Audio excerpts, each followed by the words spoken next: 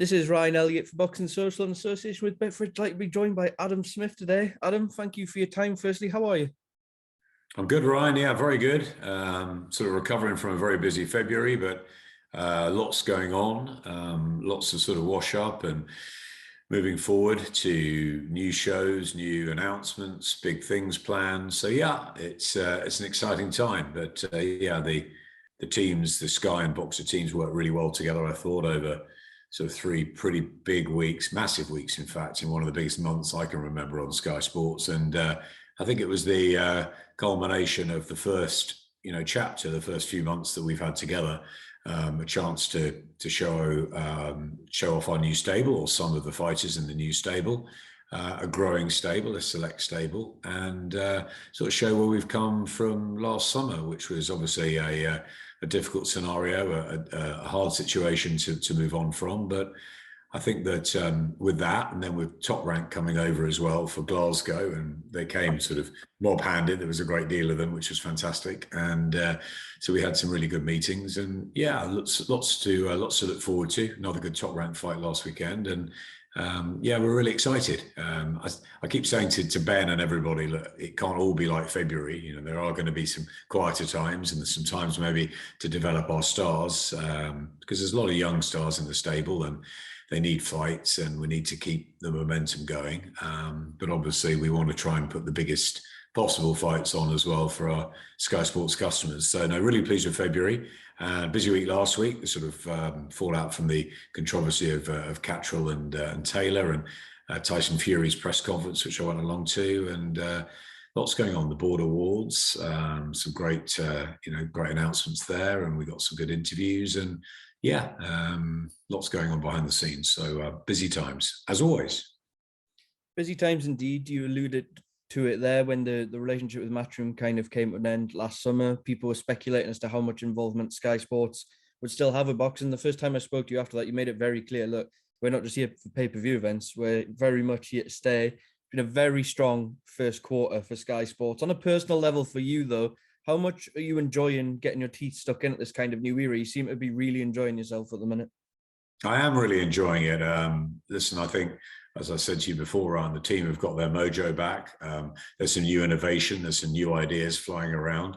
Helen Fawkes, who's directing multi-sports and the whole operation. In fact, ironically, it's International Women's Day today, and she and Sarah Chenery and Leanne and all the great women that we have working for us, it's fantastic, and I'm really proud of that. But yeah, Helen works on the content side. I'm very much on the strategy side, and I think that all the stuff that's been going on behind the scenes on creative, Helen Foster as well is another fantastic lady in our business who does so much, and I think they've been putting some real hours into what happens on screen.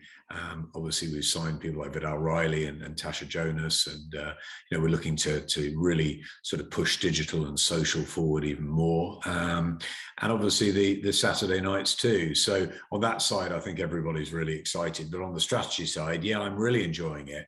As you know, I worked really well with Eddie and Frank for many years, and very much enjoyed that. And when there was the split, the break, yeah, it was tricky, but ultimately, I've got a responsibility to the Sky customers. My job is to develop boxing as best we can on Sky, and provide those great nights and the stars and the stories and the narrative. And I think that's the crucial thing, working alongside our Sky Sports News colleagues, and, as I said, digital and social, making sure there's plenty to write about and keep our customers entertained and informed across the platforms, because there's so many of them now at Sky. And I was very, very very sure that as a platform we are so strong, and that providing we got the right deals, and we had a 4-year deal with Ben and Boxer and a 4-year deal with Top Rank, that we would provide some really good content and some really good fight nights, both for the global audience, or the trade audience as well, and also the casual audience on the back of big football matches and stuff. And I think what I was really pleased about in February was that we managed to get 2 really big fights on Sky Sports, and then a sort of sparkling one on Sky Sports box office, and that's brilliant. And I think that was real value. some people have said the undercards weren't as good, and there's been a bit of criticism on that. So that's something that I look at, and I think, okay, the main events cost a huge amount of money to put on like that. But yes, I understand that the cards have got to be as good as we can. But of course, we haven't got all the fighters. You know, huge amounts are at Matchroom or at Queensbury or around the world, and what we have is some really good young fighters and some ones who are more experienced, who've all got really cool personalities or different stories. And I think it's going to take time. I said to Ben that this is a long project, and I think it's all about building and building and building. And I think while we can be pleased with the progress we've made, and in many ways we've made fantastically quick progress in 6 months to be where we are, from a sort of standing start where no one really had worked together. Boxer obviously had the keys to a whole new world, a whole new platform. But I'm really enjoying working with the Boxer team. There's some fantastic people involved. I think, as I said, the Sky team have got their mojo back. Everybody's knitted in well together. And I think we're also importantly looking independently too. You know, I'm really excited, for example, this weekend about the Lee Wood-Michael Conlan fight. And I went to the Tyson Fury press conference because I'm looking forward to that fight with Dillian Whyte. And I've talked openly about how good a fight Katie Taylor and Amanda Serrano is. And although we obviously concentrate on our business and providing what we can for our Sky customers, I think the proof was in what we laid down in February. There'll be more weeks and months ahead like that. We haven't got a monopoly, anything but. We've got a small group of fighters in the UK, bigger one obviously through Top Rank and a global deal in the US, which gives us the likes of your Lomachenkos and your Inoues and Michaela Mayer, who came over and commentated with us, and lots of things we can be adaptable, flexible, creative on. So that's all great. Two really good companies to work with. And Ben and I have spent huge amounts of time together.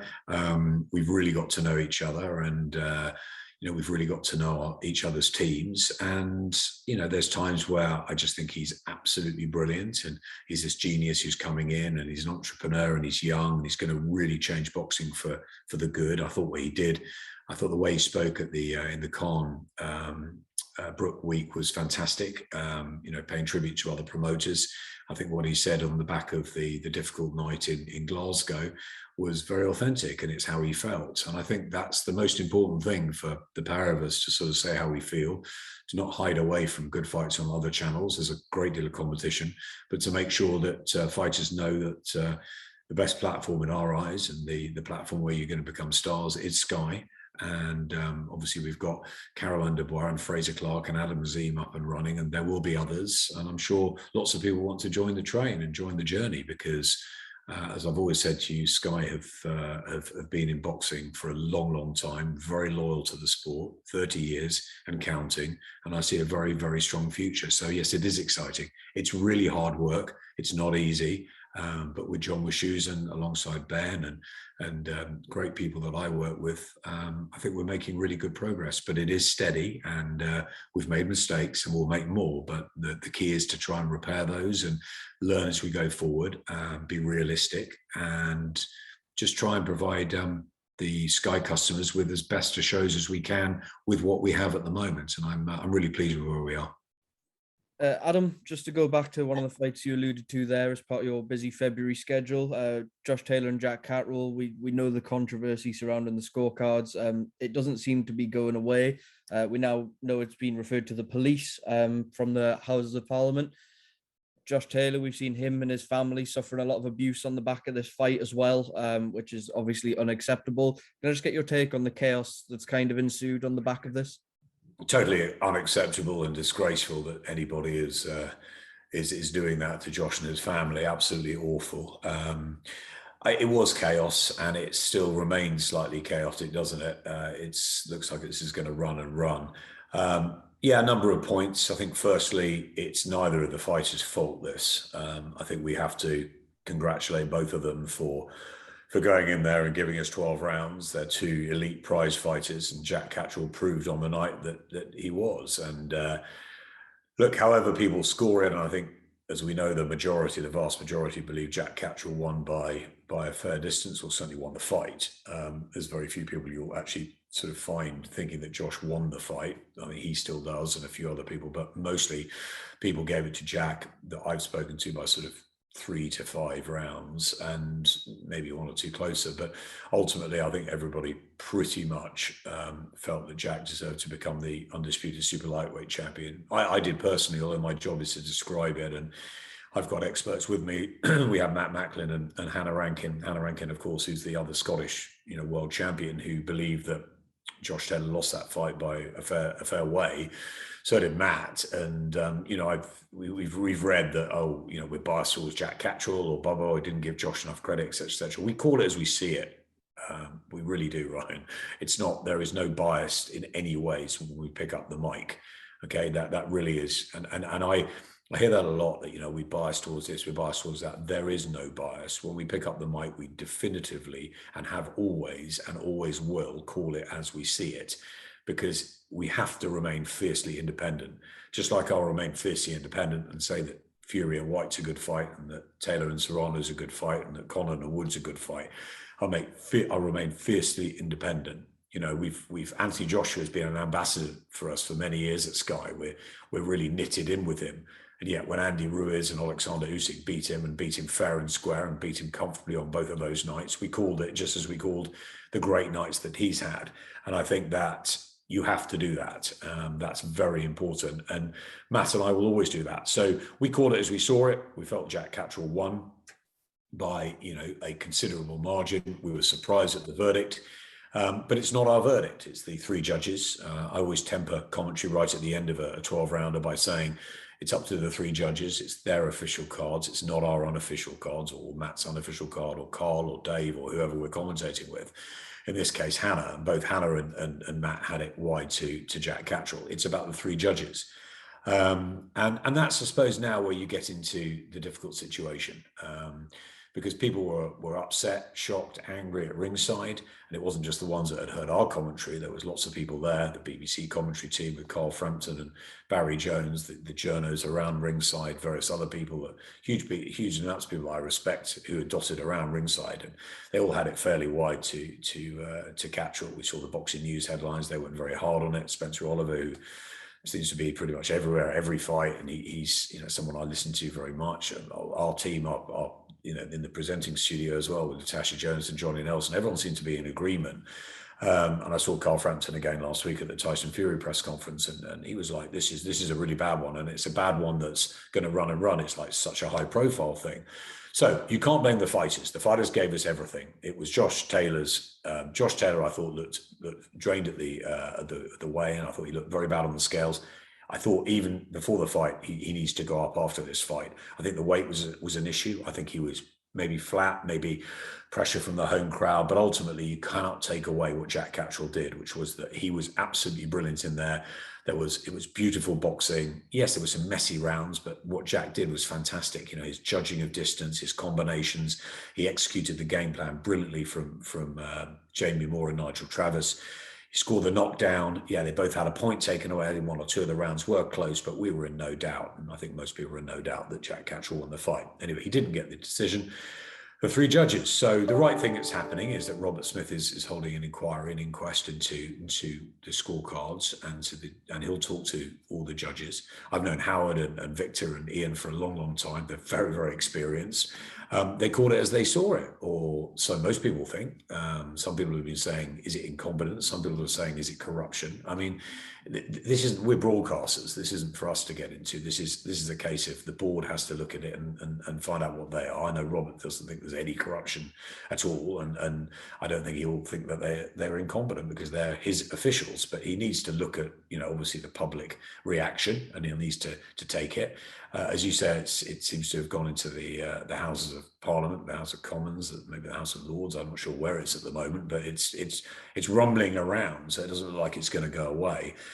Obviously these fights can't be overturned, or certainly there's no evidence that it can be. It looks like that will be the decision, and it'll be about what happens next. Will the judges be fine to work next week, or especially Ian John Lewis's card, I guess, of the 140 and 111 was particularly wide to Josh Taylor, so that obviously has to be looked at more than the others, and then they'll decide what to do. And I guess depending on that decision will be depending whether Ben and other promoters think actually we should make more of a stand here, or Ben and I felt very shocked on the night and very upset. And, all you want is, and I thought we felt very sad for Jack Cattrall and Jamie Moore and the team, because, they came into the sort of enemy territory. They were the big underdogs. They in our eyes, won the fight with a brilliant game plan. And yeah, some people think it was a little bit too, so I'm just moving the camera again because it's a bit, they were a little bit, some of the rounds were quite close, some of them were messy, but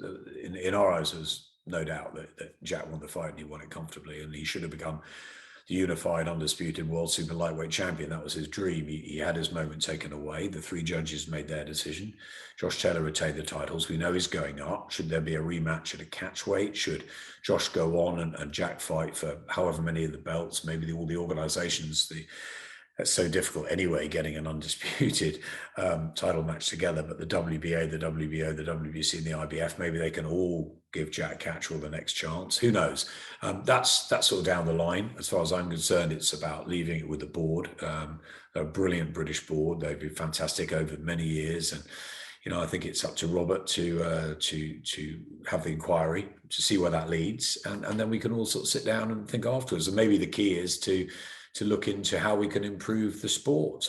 That's the most important thing. The fighters are the ones that we respect more than anything. They give us they put their lives on the line. They give us the entertainment. They put everything into it. We broadcast that. But if we can help, support Ben and the board on moving forwards, and Eddie and Frank and everybody, to make sure that boxing is the best it can be, and that we don't have people saying, I don't want to watch boxing again because I don't believe in those judges. That's no good. It's always going to be subjective if you've got three judges there. Do they make more judges, less judges? Do they bring TV technology in? There's all sorts of things that have happened in football, obviously, which has had its criticism, but ultimately they're using technology that's available. Is it a chance for us all to sort of draw a line in the sand and move forward? There's obviously a lot of regulations, a lot of rules that the board have put in place, and that's what has to be looked at first and foremost. So let's wait for Robert.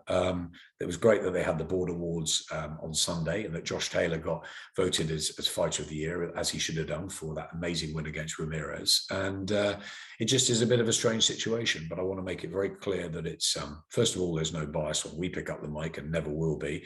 And secondly, much more importantly, the fighters are the stars here, and they should not be. To hound Danielle and the family of Josh is horrendous. I've been in touch with him, and obviously offering if there's anything that we can do, and same with Jack. Jack's heartbroken because he didn't get the decision. So it's such a shame that both put everything into their training camps and the fight, just like Amir and Kel, just like Liam and Chris the weeks before.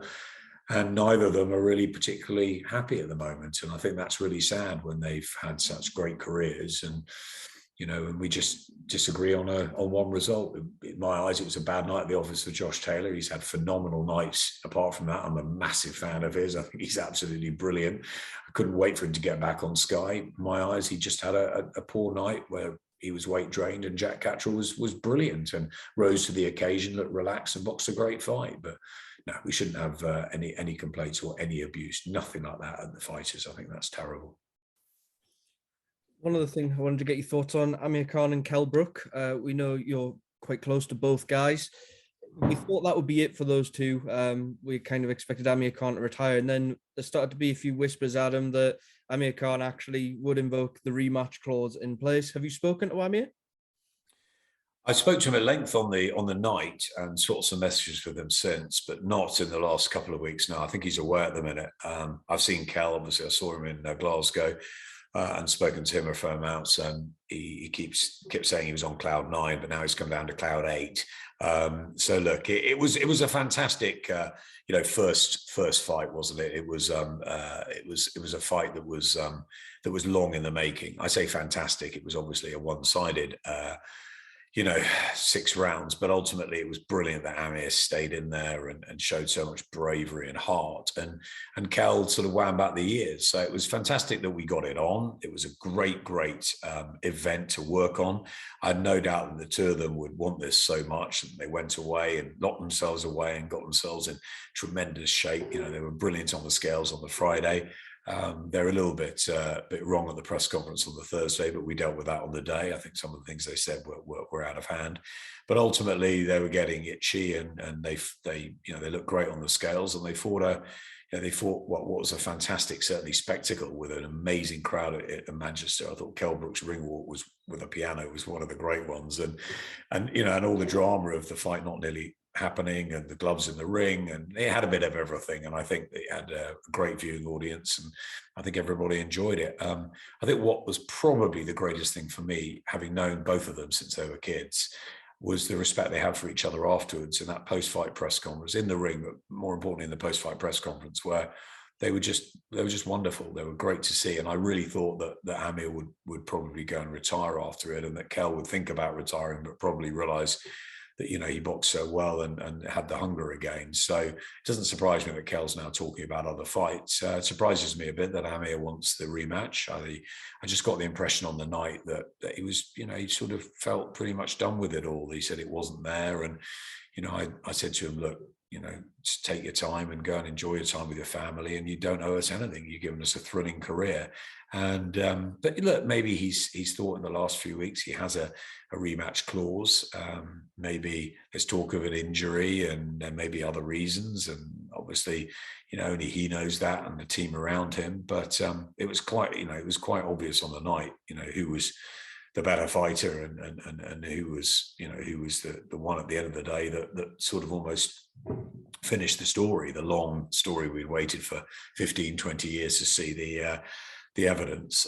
Not saying Khan-Brook would have won it that convincingly 5, 10 years ago, who knows? But when it happened now, he did. He deserves the credit. I think he wanted it so much. I don't think he was going to sleep at night if he'd lost that fight. And he was brilliant on the night, Kel, and his timing and his controlling of the ring. And Amir tried, but it just wasn't there for him. But I think what we got was a great performance from Kel, a fantastic bravery from Amir Khan, a great stoppage by Victor Lachlan, who's obviously under scrutiny with the scorecards. I mean, a great stoppage, and also another great stoppage when he stopped Eric Donovan in Glasgow. So yeah, I just thought it was a fantastic night. We're gonna have to wait and see what Amir wants to do, whether that will happen, whether the rematch clause will be taken up, and we'll see where we are and how Kel feels about it and how everybody feels. But yeah, it was a really good night, and I'm glad we finally got it done.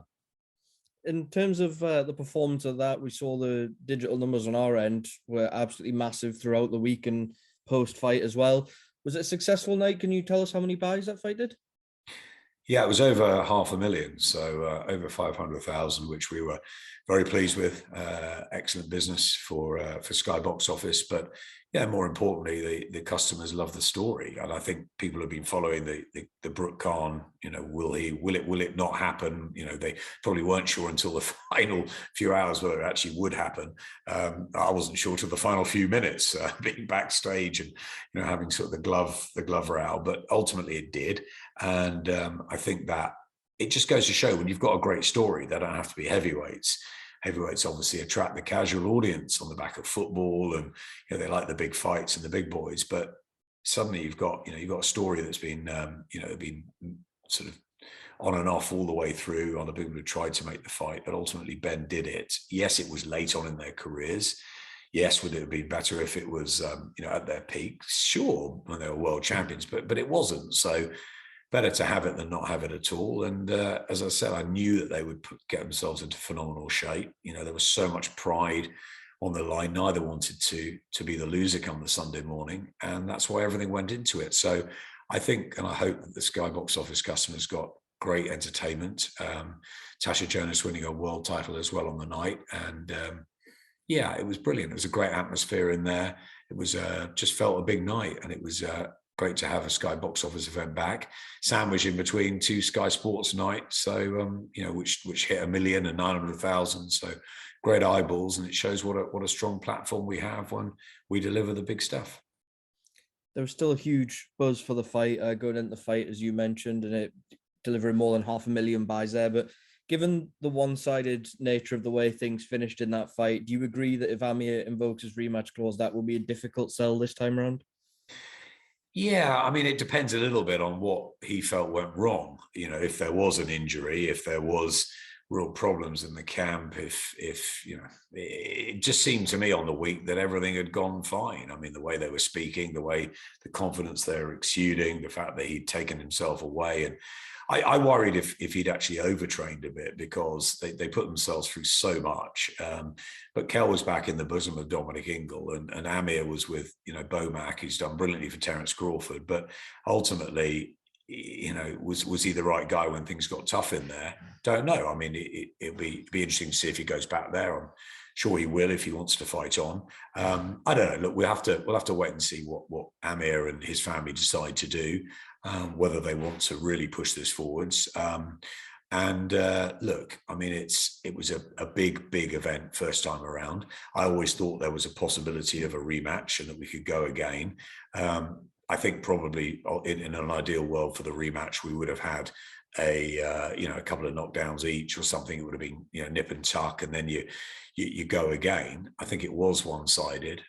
So obviously it's not as easy the second time around, unless, of course, Amir's got, you know, a bundle of excuses, things that were wrong, things that were, you know, were just prevented him from doing what he did. But a lot of people thought we'd seen the best of Amir Khan in there. So whether that was right or wrong, I don't know. But look, it's all very well thinking about, you know, theories of what if and what should. Let's wait a bit. Let's see how it unfolds. Let's see what Kel wants to do as well. There's two of them in this. There's talk of, you know, Chris Eubank and Conor Benn and all sorts for Kel. There's also talk of possible retirement too. He could go out on top. He could change his mind and think again. So there's a long way to go. I don't think so. I think we will see Khan-Brook in the ring again after the performance. And I think that look in his eye at the end as well probably told you everything, that he was pleased and that he was back and he put absolutely everything into training camp. Amir did as well. That's why I thought he would walk away, because, you know, he'd just accept that it wasn't there anymore. But maybe he's looked back at it. Maybe he believes that, you know, it was a result of other things that happened, and we need to hear from him first, and then we need to see where we go with it. But yeah, of course, you know, if it was an absolute, you know, classic back and forth humdinger from both sides and both had their, you know, ups and downs, it'd be a much easier second time around rematch, of course. This time, most people will say, you know, Kel won decisively first time. So what is going to change? So I think it's up to sort of listening to Amir first, and then we'll see where we go. Adam, something I wanted to ask you about is, of course, International Women's Day today. A huge year coming up for female boxing. Not only is Taylor Serrano confirmed over on DAZN, but over here you're building towards Clarissa Shields and Savannah Marshall. Savannah's got a hurdle to clear first when she headlines. But those two fights in particular this year, how big a moment is this for female boxing? Yeah, fantastic. First of all, happy International Women's Day to all the brilliant women out there in boxing. It's been fantastic to see so many come through, both in the ring and outside. We've always had a really powerful women's team at Sky, obviously. You know, Anna Woolhouse presents, Kate Abdo before her. So a few years we've had a lead woman presenter, but behind the scenes, we've got these, you know, fantastic group of women that have worked on boxing for a long time over the years. Most notably, probably Sarah Chenery, who's our leading director, who's been brilliant. Leanne Johnson-Arneson on our team as well. We've had you know, Sarah Hornsby. We've had Beth Taylor, who is now married to Darren, who was a major part of Sky Boxing for so many years. Jenny Blackmore and Emma Chapman on the production management side. There's been a huge amount of women behind the scenes at Sky. Helen Falkus now is our director of multi-sport, and Helen Foster, two brilliant Helens who don't get enough attention behind the scenes at Sky, are fantastic, and they're hugely important in the boxing business. So yeah, sort of hats off to all of them first and foremost. As far as our fighters go, you know, when Katie Taylor wanted to turn pro with Eddie, and Eddie and Barney decided that, you know, we could take her on Sky and develop her professional career. I mean, it was music to my ears. Johnny Nelson and I were at the Olympics when Katie and Tasha fought, and that atmosphere, it was incredible. I mentored Savannah Marshall for many years as a Sky scholar. So it's a really important part of what we do at Sky is women's sport. I mean, not just in boxing, but in cricket, in netball, in golf, in football, in everything else. But as far as boxing goes, I think we have really been ahead of the curve in the last few years. We've had some fantastic fights. You know, the Taylor Jonas fight as a professional was unbelievable. The Terry Harper Tasha Jonas fight, so many others like Rachel Ball, Shannon Courtney, Chantel Cameron, so many coming through. And now we've got the likes of Caroline Dubois, who we're working with. We think she's going to be an absolute superstar. Georgia O'Connor, Ebony Jones. There's so many. Massive admirer of a huge amount of Ellie Scottney, various others. It's a massive boom period. And I think, you know, having Clarissa Shields over in Cardiff was a moment, another sort of seize the day moment. She was brilliant. She was magnetic. You know, Gwoat, the most fantastic female athlete, almost sort of superstar who transcends boxing. And to have Savannah, who's developed from a pretty shy, nervous young lady who didn't get where she should have done in London 2012, but to see her develop through the amateurs and then have this great professional career, which is just really elevating now onto a new platform and a new level, is wonderful to see. And I think that the Katie Taylor Amanda Serrano fight is huge in New York, but for us, yeah, absolutely, the Savannah Marshall and Clarissa Shields fight is as big. It's massive. It will be on our time zone as well. It will be on sort of home soil for Savannah, and I think that's fantastic. And whether that's in Newcastle or elsewhere, I think it will be a wonderful moment for not just women's boxing, but for boxing period, boxing full stop. And I think, you know, some of the fights we've seen have been brilliant. We've had Michaela Mayer over commentating. She's been in some fantastic humdingers for Top Rank as well. So it's great, and we're looking forward to Savannah headlining on April the 2nd, and hopefully we'll have Clarissa over again, and then the two shall meet at some point in the summer. We can't wait. I got to ask you about Anthony Joshua, Adam. He was down enjoying the YouTube boxing the other day, did his media rounds. He spoke to Boxing Social. Obviously, with everything going on with Alexander Usyk heading back to Ukraine in the wake of the Russian invasion, that rematch is not really high priority right now. There's bigger things going on. There's now talk Anthony Joshua will take an interim bout while we wait for that situation to be cleared up. Is that something you're interested in having on Sky Sports?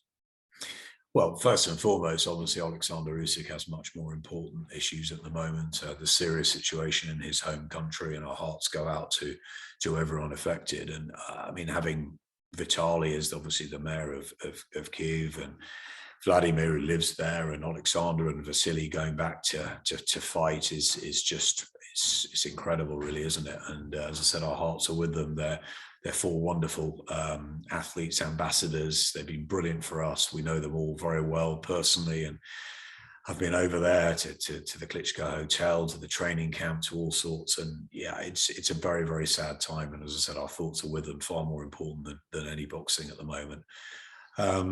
Yes, obviously Anthony Joshua, with all that sort of back and forth with Fury and White and who was going to fight who, it ended up that you know, plan A will be that Joshua would have the rematch with Alexander Usyk. Obviously, that's the last thing on, I'm sure, Team Usyk's mind at the moment. So, yeah, for AJ, I think he just has to get his career going again. And obviously, I think, as he said in the interviews, a fighter who's inactive is not good. So he'll need to get back in there. And but obviously, they'll have to look at all the situations, because you know, they've asked for the rematch with Alexander Usyk for the titles, and you know, is where are we with that, and how long would that be, and how long, you know, could that be, and what would happen if Alexander's away for a long period of time?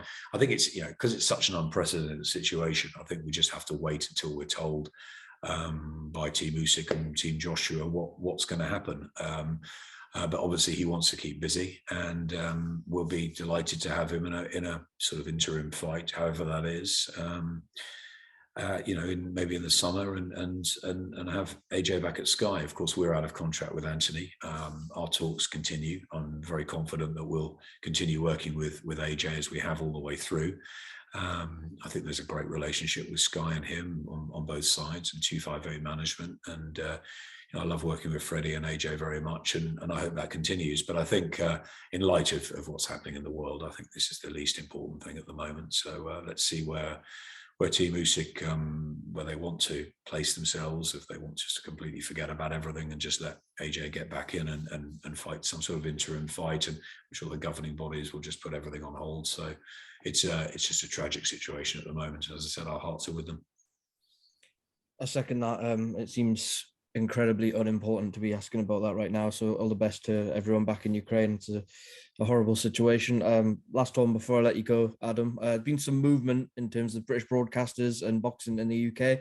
Wasserman are now going over to Channel 5. We now know they've had fights on Sky Sports. They were kind of part of that new look Sky Sports setup, which began last year. Can you just explain like how that sort of partner ways came about and Wasserman moving over to Channel 5 now?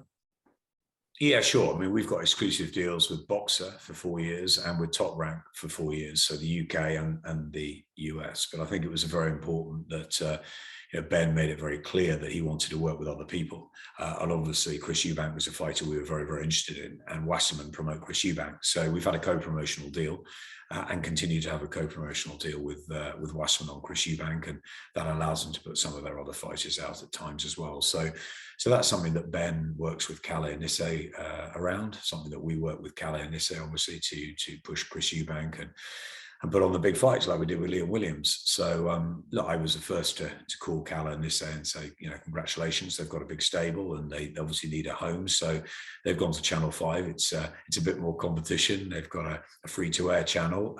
It's great. I mean, DAZN are flying. As I said, we talked about the fight this weekend, and they've got, the Canelo deals are incredible. Frank Warren's just put in the biggest bid in history, and was delighted to go and see Tyson and Frank and the whole press conference setting last week. It's a shame I didn't see Dillian. I would like to have seen Dillian as well, but we'll be watching the fight and talking about the fight because it's a biggie. And of course, we'll be looking at Wasserman's growth with interest. I know them very well. Dean Baker, Duncan Ross, and the Wasserman team, and Kalle Anisse, of course, have been almost like involved with everybody, haven't they, for so long? They sort of moved all over, and they've been not just survivors, they've been brilliant promoters in their own rights. But listen, we've got a fantastic young entrepreneurial promoter in Ben Shalom. He's 28 years of age. I'm absolutely adore working with him and his team. Same with Todd DeBurf and his great team at Top Rank. So we concentrate on what we're doing. We'll work with Wasserman as and when the time comes around various co-promotional deals and Chris Eubank particularly. And look forward to seeing Kalle Anisse again. But wish them all the very best on Channel 5 with their deal. As I said, it's fantastic for all the fans to have so much choice, so much competition going out there. It's brilliant for fighters to get out, especially after the COVID pandemic periods, to fight again. And there's loads more opportunities. It shows how big boxing has become, hasn't it? And I suppose we go full circle with this interview, I think it's important for us to sort of tidy up, but certainly move on from the Catchall Taylor situation, because after so many good things that happened in boxing, that left a real sort of difficult one, a nasty taste. And I think it's no one's fault particularly, certainly not the fighters, and the 3 judges did their job. But I think that we've got to look at things to make sure that we get better and we adapt and that we can all move forward in the right way. But Robert Smith will be doing that. He'll be leading the sort of investigation, and then we'll follow what he comes up with. But it's a great time for boxing. Everybody's excited. Lots of different TV channels, lots of streaming channels, competition everywhere. It's fantastic. We concentrate on what we do at Sky. And as you said, we've had a fantastic start, a great February, and we'll take it brick by brick and keep building. And I'm very, very sure, very positive that Sky will remain a massive part of British boxing, as we have done for 3 decades. And that will go on to get bigger and better as the teams knit more together and we start to make more announcements and put more fights on. But give us time. A lot of our fighters are very young. It's embryonic period for many of them. The Adam Azims, the Caroline Dubois, the Fraser Clarks, the Ebony Joneses. They can't jump to world titles immediately. This has got to be a building process. So much like Sky are building into our new era, so a Boxer, and I'm very impressed with them so far. Right, Adam Smith, thank you as always for making time for Boxing Social. I'm sure we'll catch you very soon. Cheers, man.